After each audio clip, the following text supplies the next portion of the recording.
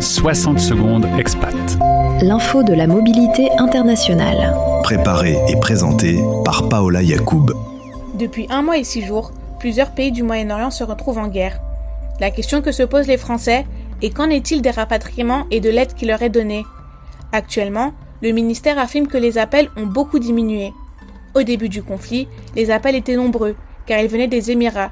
C'est en pleine période de vacances scolaires et beaucoup de personnes ont voyagé là-bas, explique Éléonore Carrois, ministre déléguée aux Français de l'étranger.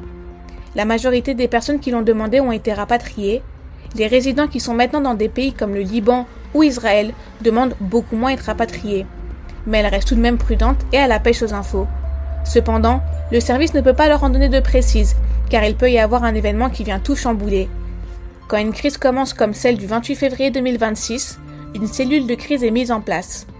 Dès le début, 156 agents ont été mobilisés en France et des autres postes diplomatiques dans les pays concernés. Le ministre met en avant le fait que la France était déjà prête, car il y a beaucoup de Français dans ces régions, qu'elle a des emprises diplomatiques, des intérêts et des bases militaires. Dans cette cellule de crise, il y a aussi un service de réponse téléphonique qui est composé de volontaires de la Croix-Rouge française.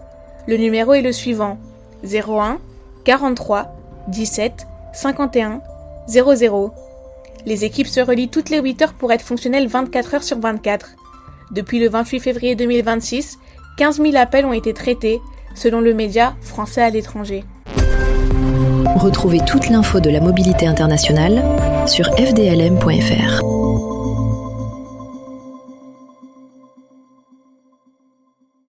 Françaisdanslemonde.fr, le média de la mobilité internationale.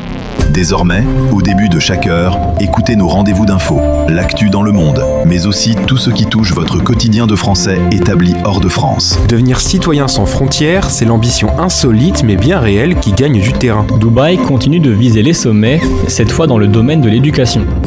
La radio des Français dans le monde est le seul média qui vous parle en direct quotidiennement. Retrouvez 60 secondes expat également sur fdlm.fr et en podcast sur Spotify, Apple Podcast ou encore sur notre chaîne YouTube. Cherchez Français dans le monde.